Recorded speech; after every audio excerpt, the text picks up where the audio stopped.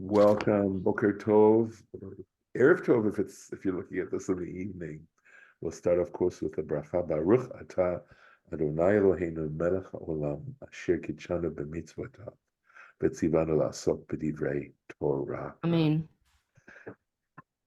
And I can tell you that I discovered something this morning in preparing the lesson today. Something that I never realized after all these years. It was one of those kind of moments. Aha moment. It was an aha moment. So we'll see what it is for you. All right. So here we are on the on verse 27 of chapter 1, and it says bara אותו. Let's take a look again at that verse. So here we go. It's a very beautiful, beautiful verse, and something to think about. So here it is. Vayivra Elohim, God created et ha'adam betzamo, the man in his image. Betzelem Elohim bara oto, right? He created him in the image of God. Zachar unkeva, male and female, he created them, right? Notice it's still Adam, and it's also male and female. So, bara oto. So here it says bara oto, and then it says bara otam. So Rav Yehuda Rami. So this is a technical phrase that we find in the Gemara. Rami means to throw against or cast against, and it refers to finding two verses that appear to contradict each other. That's the Rami. Kativ B'Tselem Elohim bara oto. It says, in the image of God, he created him.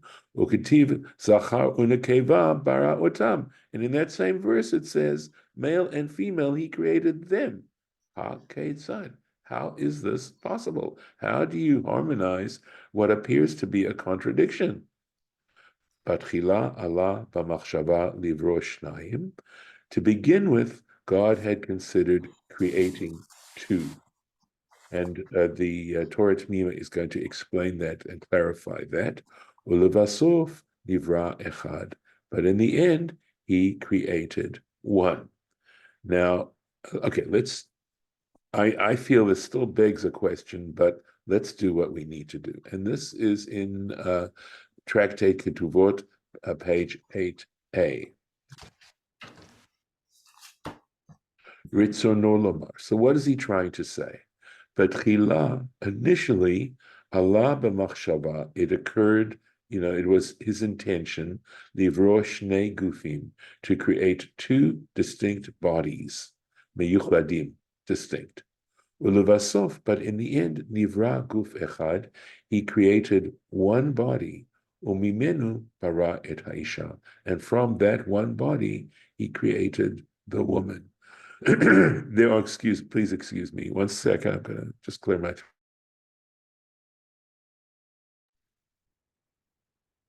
So just to refresh your memories, there are two versions as to what exactly happened. There is a version, of course, that says that God formed the rib, that took one of Adam's ribs and formed it into the woman. And I think there's some lovely, perhaps literary suggestions of what that relationship is, what a perfect relationship is between a husband and a wife. Okay, and that's one thought. The other interpretation is that original man that God created, that original Adam, was actually androgynous, meaning both male and female, and that when God created woman, what he did was he split that androgynous being, and because they had their backs to each other, they were attached by their backs, and he brought Eve around to meet Adam. So that original creation, the original Adam, was both male and female. So just a little more detail about that. But Iyain Brachot, and if you look up Brachot, the Tractate Brachot, page 61a, or Eruvin, the Tractate Eruvin, page 18b, השינוי נוסחאות בעניין זה. There's some different texts, they're different versions of the same basic idea. ויובא לקמן hey bet. Okay. I think what he's saying is we're going to look at those different versions in chapter 5, verse 2. I think that's what he's talking about, Genesis chapter 5, verse 2. Uva Gemara kan, but in the Gemara that he's referring to, and that's here, right? This is Ketuvot, page 8a, right? That's in the Gemara kan. Mevu'ar nafkamina.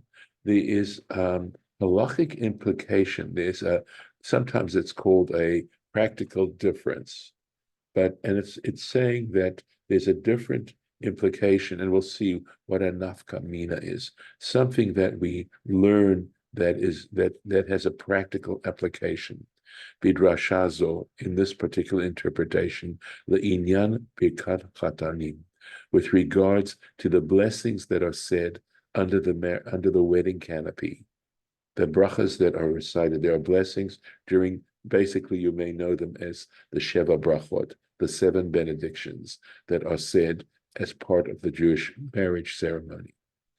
Te'im nizol batar machshava, that if we follow the machshava, right, the initial intention of God, that shetiyena shtei yitzirot, that there should be 2 forms, tzarich levarech bebrachat chatanim, right? We would have to bless in the blessing, in the marriage blessings, levad, right? Bikat asher yatzar et ha'adam betzamo, the bracha that goes, who formed man in his image, od bracha yotzer ha'adam, another blessing, yotzer ha'adam. We'd need to make 2 separate blessings, right?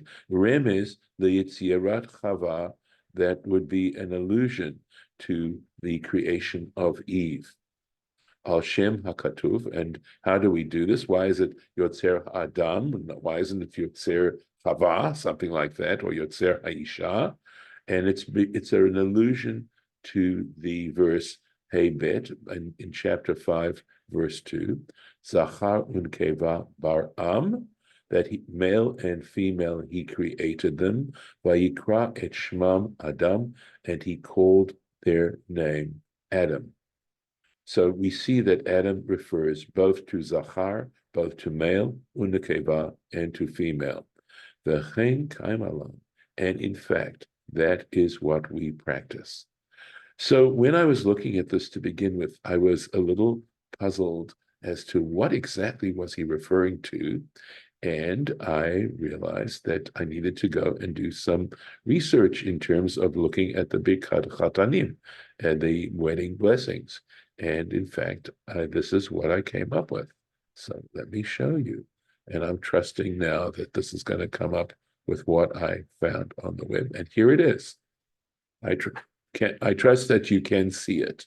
And if we look at this, look at blessing number 3. Baruch atah Hashem Elokeinu melech haolam yotzer ha'adam. Right, there it is. There's the bracha, who formed man.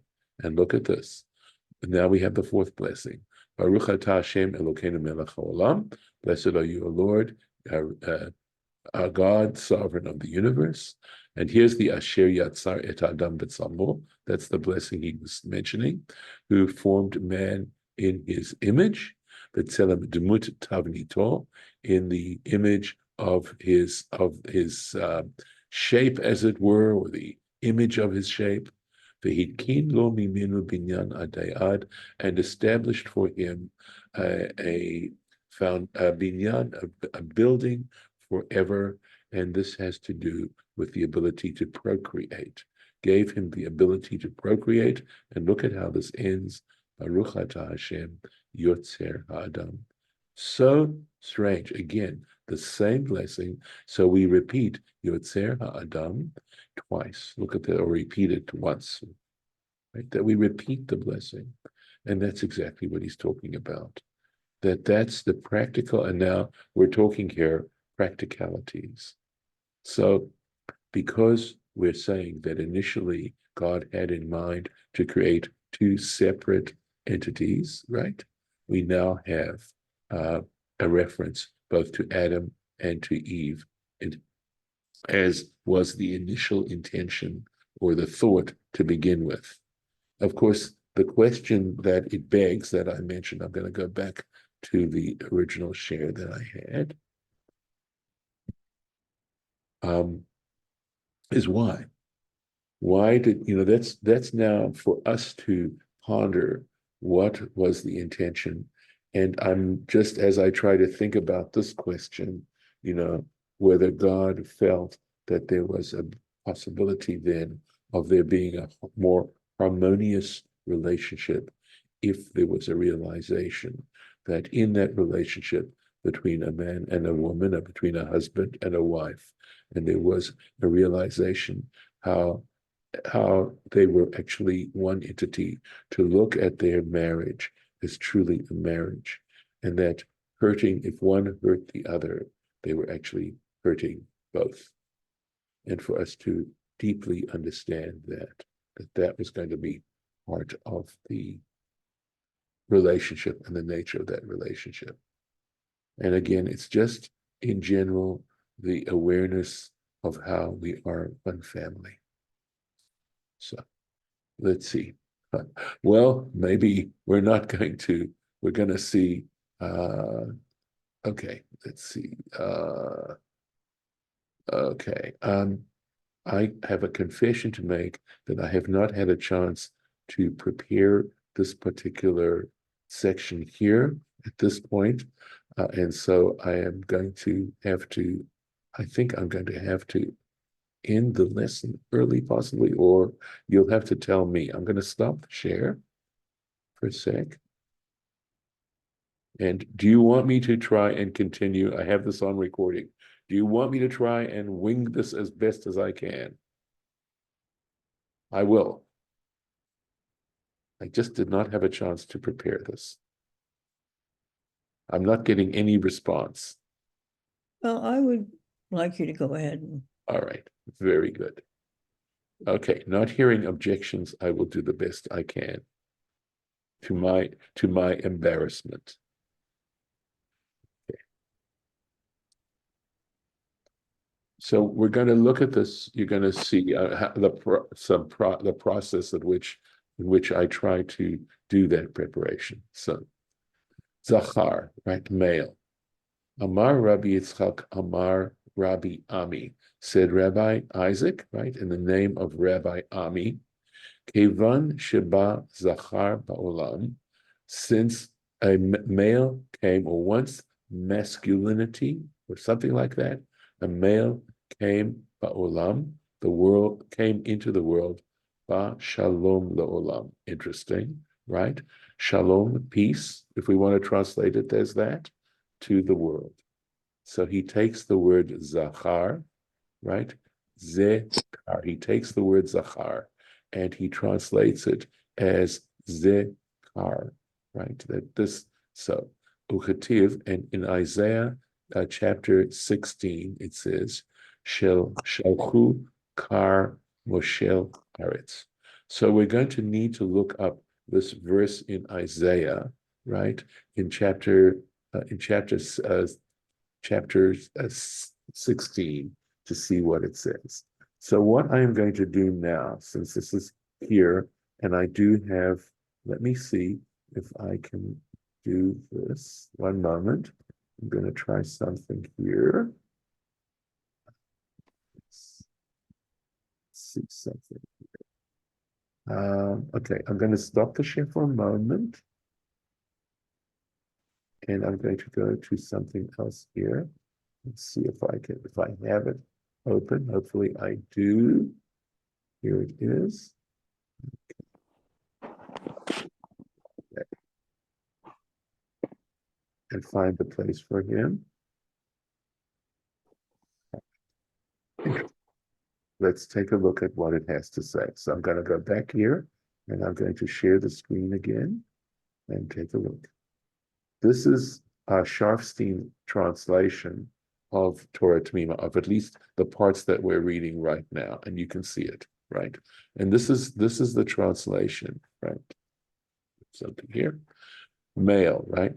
Rabbi Yitzchak said in the name of Rabbi Ami, when a male comes to the world, peace comes to the world.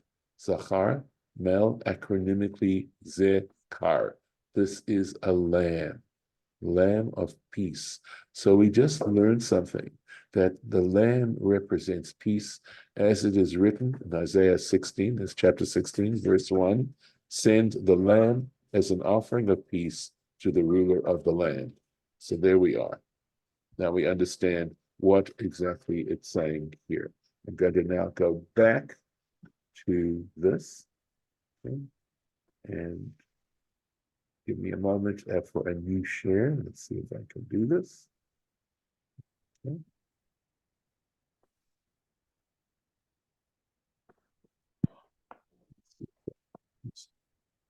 See, hope you do. See if I can get back to my, I don't know that I can. It doesn't seem to be working. Are you able to see the new share? We are able to see the share, the Torah Temimah. Yes. Yeah, we In the can see Hebrew. it. In the Hebrew. Yep. Very good. Okay. All right. So let's take a look here. So the point, and I'm going to type this in because the word kar, meaning lamb, is not a word that I am so familiar with. Okay. So I'm going to get that in here. Okay. Watching. Oops. Sorry. There we are. Put that in there and put in lamb. You're seeing the bones and the yes, the stuff around my preparation, right? Okay. So let's find it here. Here we are. Kar pirusho mincha. So it's interesting. He says that this word kar, see, Torah Temimah is having a conversation with me, his student, and he knows probably that I'm having trouble translating this word kar, kafresh, and he says its explanation is a gift, vahusiman shalom. And gifts, look at this, are an indication, they're an illusion or a sign of peace. Sending someone a gift is essentially a peaceful act, an act that is holding our peace. And now I'm understanding better the gift of the Magi, for example, cross-cultural reference there. And of course, the gift of the Magi is actually a reference back to the gifts of the princes when the tabernacle was originally dedicated. We have the gifts of the 12 princes, which, by the way, is also the Torah reading for Hanukkah, because it talks about the dedication Chanukat HaMishkan, and it has that word Hanukkah, and that's the passage in Numbers that talks about the 12, each of the 12 princes, the heads of the tribes, on their own day, bringing these gifts as a sign. And now I am understanding better the idea of gifts representing peace. B'dasha no karikon hu. This kind of drasha, this kind of interpretation is called a notarikon. We've had this word before, and what it means is it's from the word notary, right, in English, the notary, which has to do with shorthand. In other words, this zachar is seen as a shorthand of zekar. Ve'yein ma shekatavti lekaman, or shekatavti lekaman pashat lech, and see, and you can check out what I wrote in the parsha of Lech Lecha, right there. That is in Genesis chapter 17, verse 5. Me'inyan drashot notarikon bichlal, that I made there in that chapter in Lech Lecha later on. He's saying, Torah Temimah is saying, that I discuss there in general this whole notion of this seeing words as shorthand in this way, and they're called, of course, notarikons. The inyan hadavar shahazachar ruach shalom bo, And this whole matter that the male, right, has to do with a spirit of peace. Yesh lahaspir, we can explain al pi ma amar, okay, besugin, right? I think that's what this is. The mem dalits is, okay, and we can explain this in by means of what is mentioned. I believe sugin is has to do with sugyot. I'm going to understand that word, meaning Talmudic discussions. So the Talmud is set up in such a way that the subdivisions are called sugyot, and it has to do with the discussion of a particular topic, and where that topic is dealt with in quite a great deal of depth, and to a point where you can either it's left with saying that it's not resolvable, or it is actually resolved. So this is what it says: Ish makabel piyus, that a male, right, a man accepts piyus, meaning an attempt to reconcile. It's easier to apologize to a man. He's willing to accept an apology. The ein ha'isha mekabelet piyus, and there it says that for a woman it's more difficult, right? She is not so ready to accept an apology, simply apology, and to be reconciled. What he's saying is this: she doesn't have as much of a tendency to accept apologies as a man. And I guess, you are welcome, of course, to comment on this, whether or not there's some truth to this, or whether you feel it's just being unfair to women or unfair to men. It's up to you. Okay, I Shani, mean, go I on. see it as fair, but I think there are reasons for it. No I one's mean, arguing over that. No one is uh, arguing that. because people Yes, want change behavior and they want to be on the same page. They want some kind of sense of understanding, yes, you know, right. and apologies can be very empty without some of that, and and with repeated behaviors, whereas men maybe have other things that they want, and they're saying, yeah, I'll accept your apology, let's go make out or whatever. I'm just being euphemistic, but you know I hear you. I I think it's agree. called makeup sex, but I mean, Yeah, so yes. I know that that can sound like a trivial way to look at an apology if you're just being serious about this is you're just talking about real true apologies. But if you're making that delineation between genders, I think that there may be some practical reasons. I If would. it's just true apologies, I don't think there's a grain of truth in it. Okay, so I would not argue with you for one second that there may well even be certain psychological reasons in the particular social structure at that particular time, in terms of taking advantage of women, or how people perceive themselves, and whether there is, one is making generalities, and whenever one is making generalities, there's always dangers. But I don't think the comment here isn't trying to say that there might not well be very legitimate reasons for this gender distinction. It's not arguing that, or trying to say that a woman isn't somehow less worthy or something like that. It's not saying that. It's just saying that there's something in the psychology of a man as opposed to the psychology of a woman. That's what it's saying, rightly or wrongly. Okay.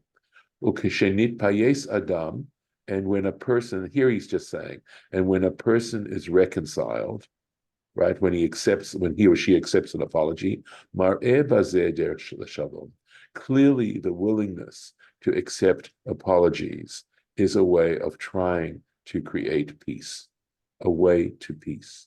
Ki teva hapiyus monea roges, because it is in the nature of reconciliation to avoid anger, right? It puts away anger. V'lachen mikevan sheba zachar ba'olam. And for this reason, since the maleness had come into, or the masculinity came into the world, ba'al imo midat hashalom. Along with that came this quality of peace. Shedarcho v'tivor b'chach, because this is his manner and his nature in this, kemevuar, as was just explained. So before I go on, there's just no question about it. Who are the people, though, who actually engage in war and battles more than anyone else, right? Who actually physically engage. And it has been the men of this world. And aggressive sports and Yeah, everything, right, exactly. So, aggressive relationships. yeah, I mean, the whole thing from the beginning about men being, a gift of peace to the world, to me, none of that rings true. Well, I wasn't expecting it to, but okay, fair enough. I think here it's not referring, it's just saying, is there a willingness? Is it easier to appease a man than it is a woman? In general, not in every Present case. company accepted. That's of course. Okay. I'm just trying to be transparent. I'm giving you this stuff. We know that this is not the first time, right?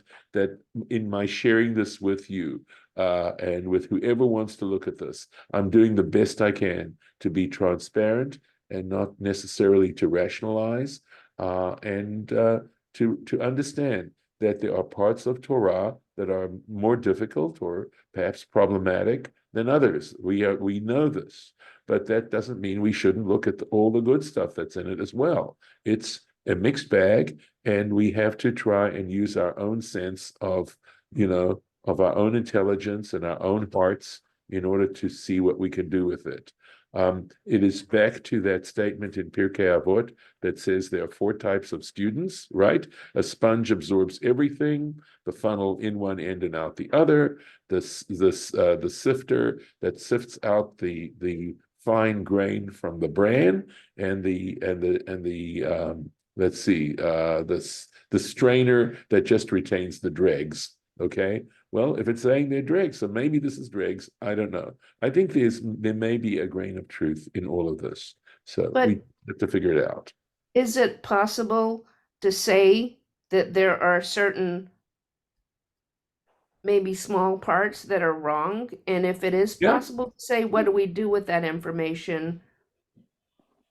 Okay, so you know that my general approach is to try and find a way to legitimately, and I'm underscoring legitimately, interpret that information in a way where the one understanding of it may be helpful in some sense or other.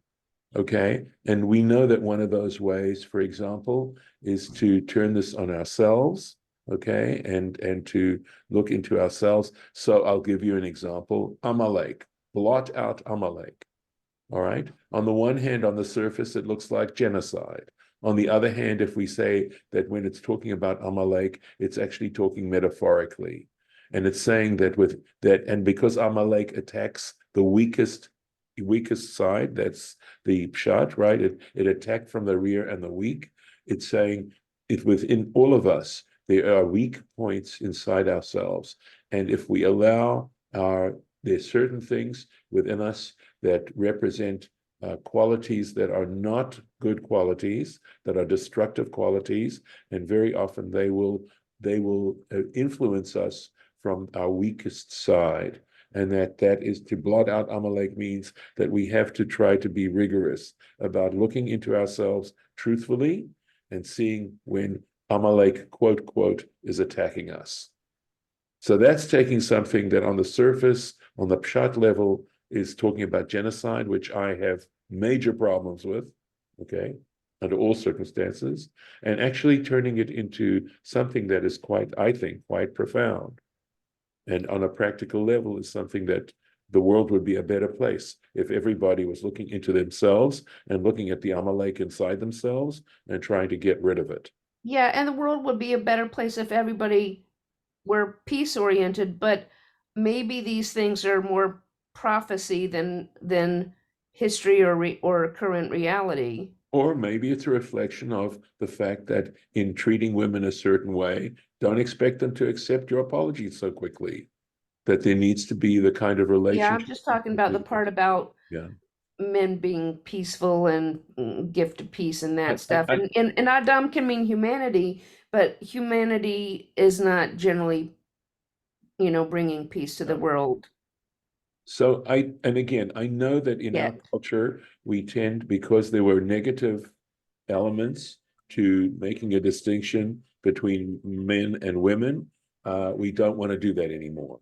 And I don't think that's fair either. And I realize I could be very sharply criticized given the fact that it's countercultural, but that there are, in fact, that there exists masculinity and femininity in the world is actually something beautiful and is something marvelous. And that in some ways goes back to the Adam and Eve being individuals as opposed to actually being one and then being able to see that. So I think being able to make distinctions, but to be fair and about those distinctions and not to use them to try and take advantage or control or whatever, I think is a good thing. So I realize that what I'm saying isn't necessarily going to be popular, to say the least. Okay. Let me see if we can get to the end of this particular comment since we are out of time. Okay. Let's see. Okay. וגם יש לפרש על פי מה שכתוב בבראשית רבה, and one can also explain based on what is written in Bereshit Rabbah. I believe this is Perek chapter Peitet. That would be chapter 89. V'sha'a shehashanim yafot. Okay, at the time, I think this is saying when the years are lovely, habriot ne'asin achin elu la'elu, that the creatures are brothers one to another, ve'ahava ve'achava ba'olam, and there is love and friendship in the world, yensha. Ve'kevan shehazachar mevi kikaro, right? And because the male is the one, I think, kikar would mean a loaf of bread, right? But here, in other words, when it's saying you make your bread, it's the same expression. In other words, dahainu parnasato. In other words, of course, back in those days, right, the man was the breadwinner. That's what was going on back then for a long, long time. The man was the breadwinner. And since the man is the breadwinner, la'olam, and brings the parnasah, in the livelihood, into the world, mevi shalom la'olam. In that case, he is able to bring shalom into the world. Well, I know for a fact that one of the reasons that the French Revolution took place was that there was widespread famine in Europe at the time, a very severe famine. And that's what essentially underscored the French Revolution. I think what is being said here, and I really love the direction that Torah Temimah went with regards to the male as opposed to, it wasn't as opposed to the female, except in the sense that back then, the woman was the one who took care of the raising the children, taking care of the domestic areas of the house back then, that the man had to make sure that it was there, that there was sufficient livelihood. In other words, he was the breadwinner, and that, in that sense, understanding this drush. So with that, we will finish today. I hope this was helpful, and we'll continue the next time, possibly tomorrow. Excuse me, I'm going to do this. That's fine. Sorry, I'm letting you watch me do my homework here. Okay. Okay. Let's see. Actually, we're down here into this one, and I'm going to stop the share. And thank you. I hope again you enjoyed. I'm going to stop the recording.